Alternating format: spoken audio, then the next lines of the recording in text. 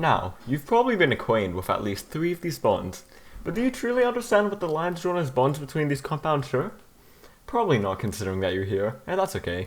That also happens to be why you're here. So welcome to Bond Busters, the show where we quite literally break down bonds for you to understand.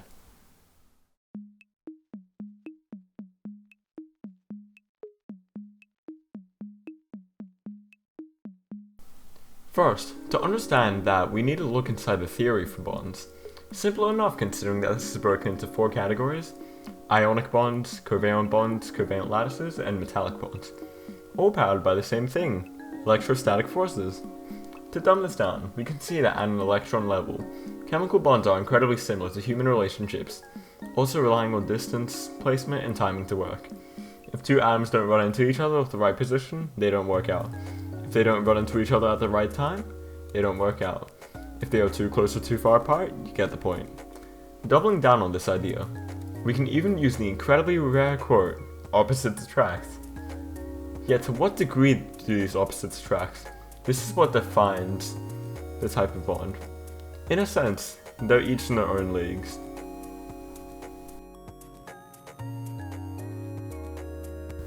Electronegativity is a measure of an element's tendency to attract the electrons in the molecule that it takes part in. Try to keep in mind that the electrons in these compounds are still shared in orbital motion, as shown on the screen, yet these electrons will spend more time orbiting around the more electronegative element. And the craziest part of this is that we can quantify this power with the power of Linus Pauling's beautiful invention, the Pauling scale. In 1932, Pauling was able to calculate the electronegative difference between 2 chemical bonds using this formula.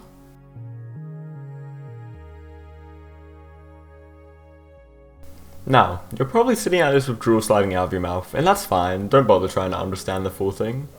The most that you need to understand is that the E's in this equation are the raw kinematic energies of each respective element, which has been rigorously averaged out to create what we know as the Pauling scale.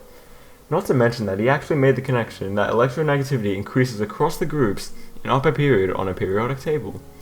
Now, with this being quantified, we can take the greater value on a scale and minus it from the lesser value to figure out the kind of bond that has been created, that final value categorizing it into either a polar covalent bond, a non-polar covalent bond, or an ionic bond, with metallic bonds being excluded from this list, as there is the darndest feature in its name suggesting that 2 or more metals bond together to make a metallic bond.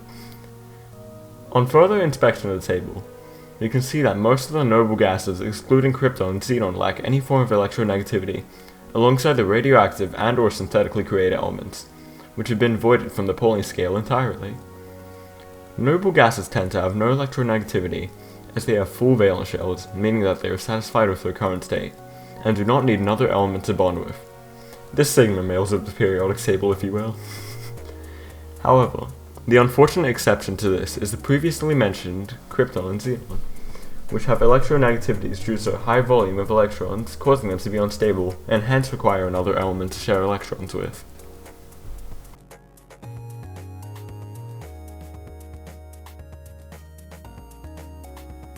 These networks will have such a strong difference in electronegative pool that they will either gain or lose electrons, dictated by the number of valent electrons that element will have, which tells us how many electrons that element will have to gain or lose to have a full valence shell.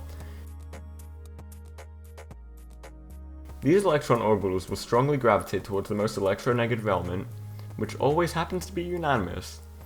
In fact, this will have one element losing its valence shell in order to fully bond with the other pair, creating a very strong bond in its process. As a result of the electrons being packed very tightly into one of the elements, this creates a physical product which has a high melting or boiling point, electrical conductivity, and a brittle yet dull physical appearance.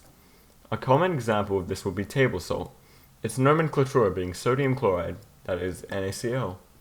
In the medical field, we can also see that the ionic compound of magnesium oxide is very commonly used, that is MgO.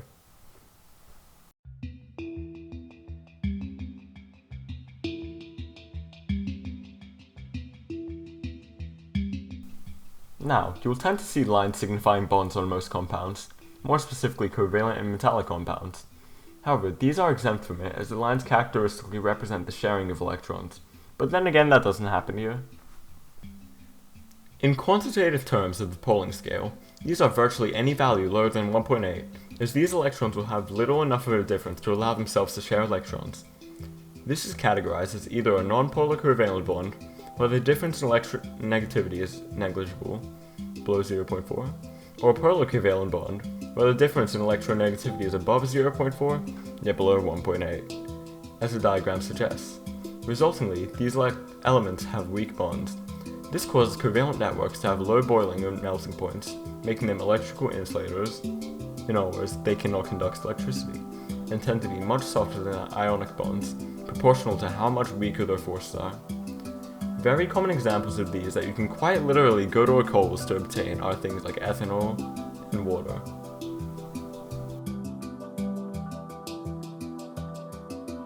These are very similar to covalent networks, yet we can think of this on a larger scale.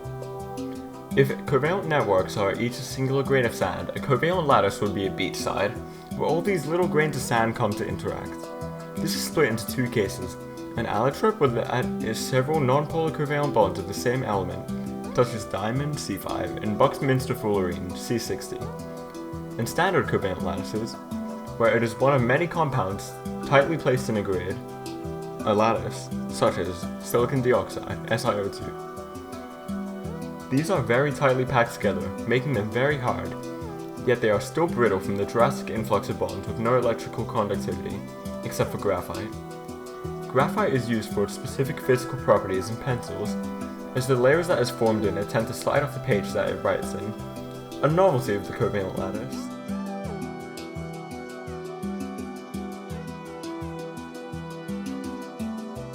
Finally, at metallic structures, these do not necessarily rely on electronegativity to be classified as a metallic structure, because believe it or not, metallic bonds occur when two or more metals bond with one another. Crazy. Yet if you do need to know, these are usually nonpolar covalent bonds. These tend to have delocalized electrons, meaning that they can move freely and conduct electricity as a result. Alongside this, they fragment into themselves when struck by anything, meaning that metallic compounds tend to be malleable. These are also very hard compounds, yet are slightly softer than covalent and ionic networks, which allows for them to be malleable and ductile. So in other words, they can be hammered into sheets or drawn into wires. Common examples of these are things such as aluminium foil, its chemical formula being aluminium 2 oxygen 3, and its nomenclature being aluminium oxide.